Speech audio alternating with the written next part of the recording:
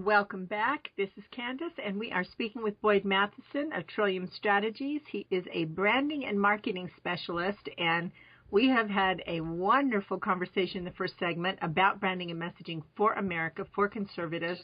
We talked a little bit about Occupy Wall Street. Now we're going to head over to the presidential candidates. Are you ready, Boyd? I think we're ready. All right, let's start with, and I am going to start with the front runner and work my way down, and the top three keep jockeying for position, but we'll just start with Mitt Romney. So let's talk about what Mitt Romney is doing right, what he's doing wrong, and how he would match up against Barack Obama. Okay, and let me start by framing kind of an interesting overarching view that I think everyone should take a look at. I heard an interview not too long ago with Michael Beschloss. He wrote a book called Presidential Courage, and just about some hard decisions that some people in the Oval Office had to make, from an Abraham Lincoln on, that really required some courage that may not have been popular with the country or with their constituents or with their party base. And in the interview, it was really interesting. The interviewer asked him, if there was just one thing you had to ask yourself about a candidate before casting a vote or choosing someone to cast a vote for, what is it that you would ask? And his response really struck me. He said, the question I ask myself is, what does this person have in their life beyond this office? In other words, if they were to lose, what would they do? And if you look at many politicians, especially current occupants of the White House, you see that really that was kind of the top of the food chain. That was really what they were after. And the problem is, if the presidency, for example, is their ultimate goal, then the moment they're elected, they are going to do everything they can to retain power for as long as possible. And so looking at what would this person do if they weren't in the Oval Office? Do they still have a passion? Do they still have a way to make a difference in the world? Do they still have a way to impact people in a significant way? Or is this kind of it for them? And I think that's an interesting thing, especially starting with Mitt Romney. I think he has framed that even if he were to lose, I think one of the things he's doing best in this election cycle is he is no longer afraid to lose. And that's an important thing, because I think he realizes that even if he doesn't win the presidency, he will continue to make a difference. He'll continue to do philanthropic things. He'll continue to be on boards and help communities and good causes. And so that's an important thing. Some other things that I think he is doing very well, that he has done in terms of changing and capturing a better message this round, is he has taken a lot of the stiffness out of the system. In other words, in the previous election cycle, it was a tie and suit always mandate. That was their culture within the campaign. And if you've noticed this round, it's very much more casual. It's a little looser operation, a little more inviting. And I think that's made a big difference for them in terms of not taking themselves too serious and being a little more approachable. If you're always in a suit and tie, that's a pretty tough one to handle, I think, for a lot of people. In terms of some of the core messaging, I think he's done a far better job of using his strengths to look at the economy and to really solve those kinds of issues. Again, I think in the last election cycle, he got caught in a lot of fringe areas that in the end really aren't that important. But if you have a lot of consultants around, let me say this about a lot of political consultants. The way I tend to describe them is most political consultants are so good at convincing you that your hair is on fire that you stop caring about whether they put that fire out with a sledgehammer or a gallon of gasoline. Dear. That's a problem. and you end up paying them a lot to do that. And so I think that might be a little harsh, but there are a lot of political operatives out there who are professionals. They're in the business. They kind of get into a cookie-cutter approach of things. Yeah. But it's all about convincing the candidate and the campaign what they need. And often it's not exactly what the campaign really needs. I think the fact that Mitt has kind of slowed down, has become a little more thoughtful, has become a little less worried about explaining everything away and getting comfortable with, this is who I am, this is where my vision is and where I think we can go. And I think that's a very important distinction for him, particularly as he goes up potentially against President Obama, where I think he can show that steady hand and some real experience in terms of dealing with the economy. And he has to stay on that message. If he gets distracted by who's poking at him or who's prodding him or who's criticizing this, that, or the other, you have to focus first. And focus always precedes success in a campaign, and I think they're doing that much better this time around. They're not getting distracted with the frivolous stuff on the fringes, which is, of course, what nightly news and talking heads love to poke at. Oh, yes, they do. Okay, let me ask this. This is something I've always wondered. With all the consultants and the campaign management and everybody that is involved in a campaign, do the candidates ever lose sight of themselves and their message because they're being poked and prodded every which way? Absolutely. Absolutely. And I think Mitt Romney is a good example of that in his previous campaign. He completely lost it because of all of these other things, and you get too many experts in the room, and everyone's got an agenda, and everyone's got a series of people that line up after them, from ad people to television production people to media experts and online experts, and there's kind of this whole subculture that is kind of at the gravy trough, hoping that one particular consultant gets the ear and drives a whole slew of business for a whole lot of them. It's a very interesting dilemma and problem, but I think that's part of what Mitt has done better. I think it's a smaller group now.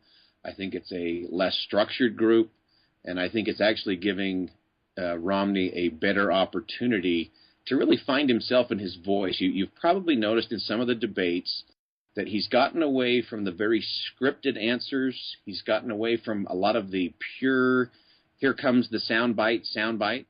Yes, I have noticed. He's doing a really good job of schooling people, I'll tell you. Yes.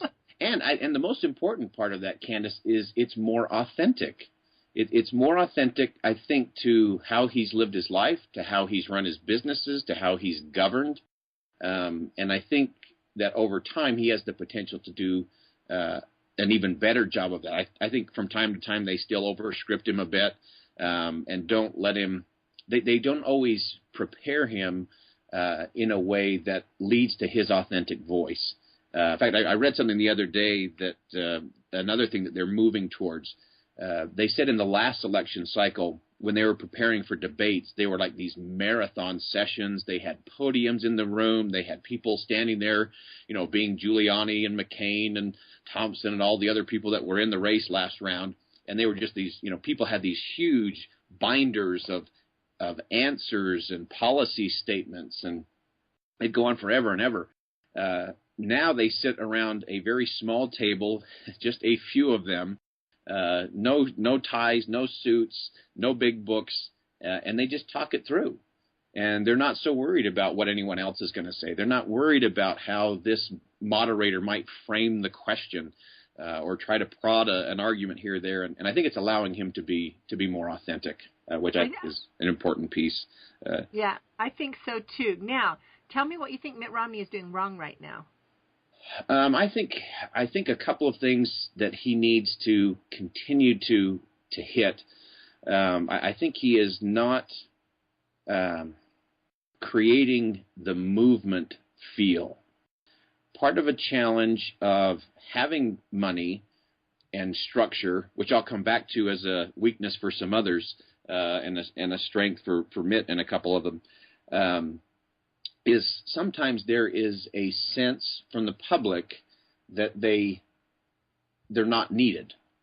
They don't need to step up and join the gang. They don't need to be part of the story because, he's got lots of money, he's got an organization. I'm just sitting here in Iowa or South Carolina or New Hampshire.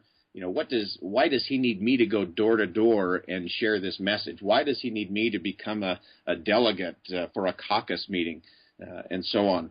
And so I think part of what Romney's team needs to do is to step away from the great funding and structure they have, and they've really got to get down to the individual and why you matter as an individual in this election, in this race right now. I don't think they've captured a sense of urgency, and I think that's why you see his numbers kind of stalling around that 25% in terms of the national polls, and we can talk about those in a minute in terms of what they really mean and don't mean.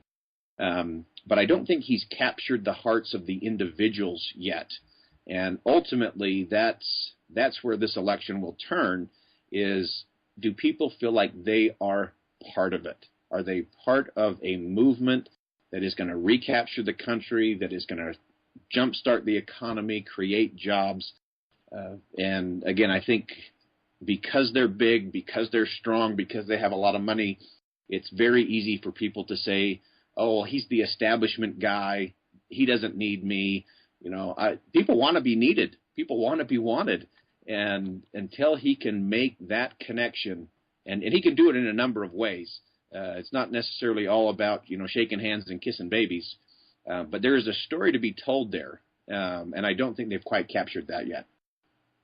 Yeah, I think you're right. And another question that people have, and this is one that my husband has brought up several times, is a concern that the other side of the aisle and even our side have with Mitt Romney being LDS, being a Mormon. And they wonder, oddly enough, if once he became president of the United States, if the prophet Thomas S. Monson would be influencing him in policy. Now, I know the answer to that, but what do you think? Do you think Mitt Romney's doing a good job in addressing that concern? Yeah, I think he has struck a pretty good balance there. It's always interesting, again, referring back to Senator Lieberman's speeches yesterday, and I would encourage people to go listen to those. He did a very nice job of talking about religion and faith in the public forum. And, of course, referenced John F. Kennedy and the big fear that everyone had that, he was going to be ruled by the Pope and, would not be really leading the country, but it would be an offshoot of the Catholic Church.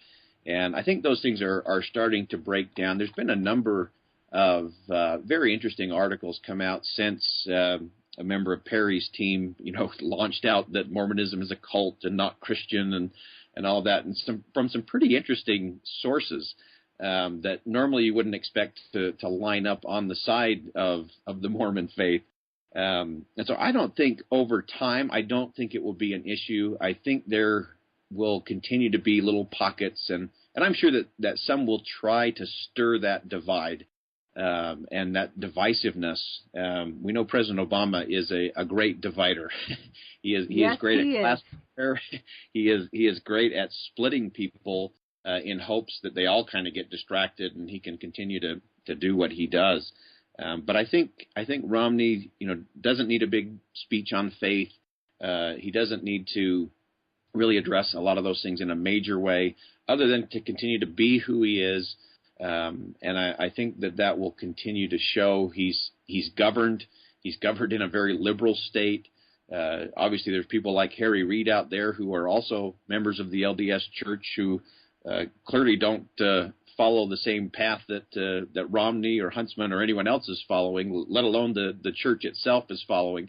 So I think there's enough out there that a lot of those walls are beginning to come down. As I said, there are pockets, but again, I think most of those who would not vote for Romney because he's a Mormon probably wouldn't vote for him anyway. Well, that's a good point. That's a very, very good point. All right, let's move on to Herman Cain. He has been surging ahead in the polls and has overtaken Romney at times. Although what I have noticed is that Mitt Romney has stayed a solid front runner, while the other front runner has been back and forth between Herman Cain, Rick Perry, and Michelle Bachmann.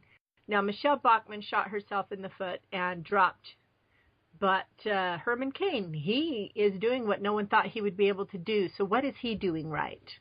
Okay, let's start with a couple things. I mentioned earlier these national polls, and the important thing for everyone to keep in mind at this point of the game is that national polls are irrelevant except for what they can do for momentum in terms of fundraising and organization.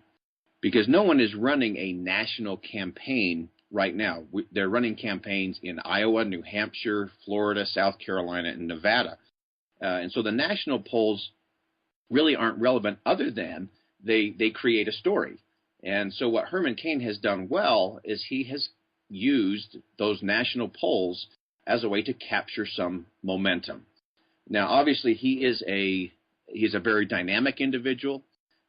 In many ways, he is similar to President Obama, and don't everyone die at that statement, similar in that they are very dynamic. They're wonderful on the stump.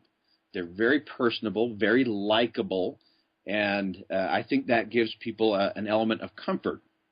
And so I think Herman Cain has done a good job of leveraging his gifts and his talents in a very good way. So he clearly has not been over-consulted or over-strategized by some outside people. He's being pretty authentic.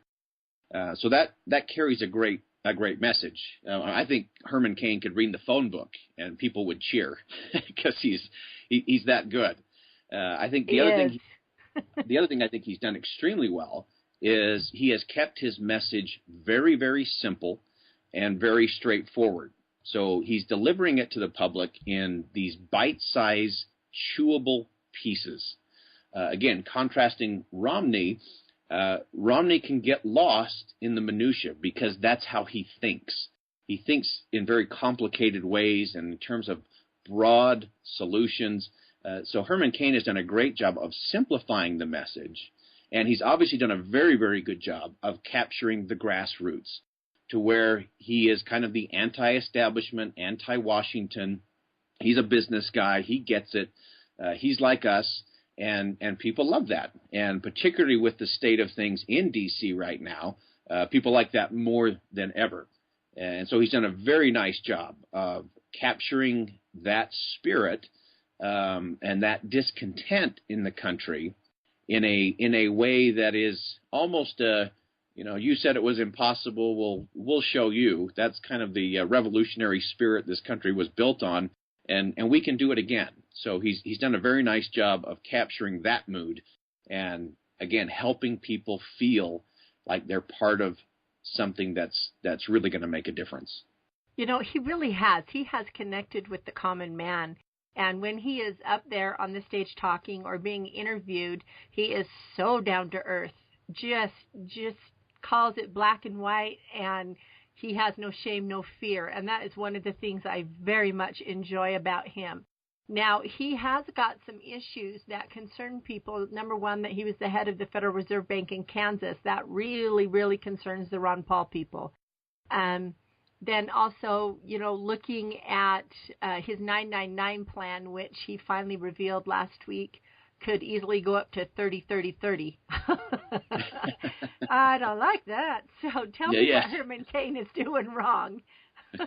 Well, I think there's a couple of things. I do think there is an element of inexperience that is showing, and as you get under that white hot microscope, it gets harder. You can no longer speak in sweeping generalities. I do give him great credit for putting forth a plan and fostering the dialogue, because that is something that we are sorely missing in this country, is just simple dialogue. So the fact that he threw out a plan, to me, is a great statement. It shows his boldness. It shows his confidence. It shows he wants to do things differently. At the same time, it also shows some of the inexperience of having not governed before. And that starts to come through in, again, some of his statements, some of his interviews, some of his off-the-cuff things that may be tongue-in-cheek sometimes, but don't always come across in a way that is going to be credible or presidential. And so I think he's got some challenges there where he's going to have to learn some discipline in terms of how he frames the debate, how he responds and reacts to different situations, so that he's doing it in a way that continues to be authentic to who he is, but isn't going to easily be sliced and diced into a wicked soundbite that's going to make him look either like an idiot or someone who is just way over his head. Well, I mean, it's interesting, Boyd, because, you know, he was in the military. He is a mathematician. He worked in all levels of corporate America until finally he became the CEO of Godfather Pizza. So, you know, he has the capability for the discipline that you're talking about, the ability to frame the debate and the conversation. But I'm not seeing a lot of that with him right now. Yeah, and there's two big points to that, Candace. One is that there is a discipline required. There is a discipline that's required, and he's got such an interesting background. It's important to note that part of his background is in radio, so he does understand the power of story and the power of messaging, and uses that very well. I don't think he's done his cross-training in terms of his corporate experience and his military experience to have that discipline. I worked at Symantec when John Thompson came over from IBM, you know, to run this Silicon Valley software company that was kind of a hodgepodge of things. And John came in with some very big ambitions and goals. He said Symantec will be the leader in internet security, and they will be a $1 billion company, or as he liked to say, playing in a $1 billion sandbox. And I'll never forget, he did a host of interviews in the first few months he was there, and he always got asked the question, you know, John, you're coming from IBM, Big Blue. Are you going to bring the bureaucracy of IBM to this little Silicon Valley software company? And he answered it verbatim every stinking time. It drove me crazy, but it got the message across. And he would say, no, I am not bringing the bureaucracy of IBM to Symantec, but there are certain disciplines that are required if you want to play in a $1 billion sandbox. And I think Herman Cain's starting to see those, that there are certain disciplines required. One of the areas where I feel he's truly lacking is while he's captured the feeling and the atmosphere of a grassroots campaign, all that is a lot of fire and a lot of smoke unless you get the structure and the disciplines in place, especially with a front-loaded cycle in terms of the primaries and caucuses. If you don't have an organization that has structure and discipline to it, you're simply not going to survive. If you don't have the discipline to create the fundraising arms to leverage your momentum and message, then it's really just a lot of window dressing. You can't survive. In The Art of War, it says that strategy without tactics is the slowest path to victory, but tactics without strategy is simply the noise before defeat. And so my concern from the Cain campaign is they may just be a lot of noise before defeat unless they can combine strategy and tactics and put that into a structure and organization and fundraising that can actually help them compete, you know, all the way across the country. Yeah, I have to agree with you. He's got some tough times ahead if he doesn't get things under control, like you said. I like him. I really do. He's got a lot to offer America, but you nailed it on where his problems are. Absolutely, which is why I like you so much, Boyd. Well, and Cain is incredibly likable. The other caution I would throw out to the Cain campaign is that they also have to remember that campaigns are usually not won on your strengths, but are won on your opponent's inability to manage their weaknesses. And Ooh. Probably the best example of that is Obama versus Mccain. And, of course, Obama's big, glaring, horrible weakness going in was he had no experience. He hadn't even been a senator for a year and a half. Zero experience, which McCain had loads of.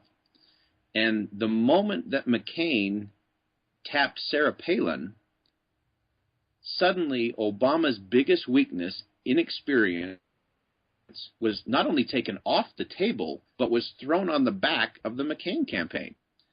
And I honestly believe that if McCain would have chosen anyone else, not taking any of Sarah Palin's strengths or positives aside, simply the experience was Obama's biggest weakness, especially at a time when the economy was beginning its tailspin.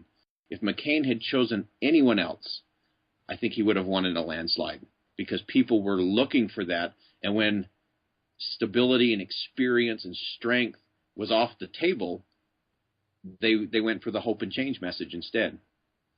Yeah. Not a lot of hope, not a lot of change. Well, actually, No. Too much change in the wrong Too direction. Much. Yeah. That's right. That's right. Okay, let's take a quick break, and then when we come back, we will talk about Rick Perry, okay? Sounds good.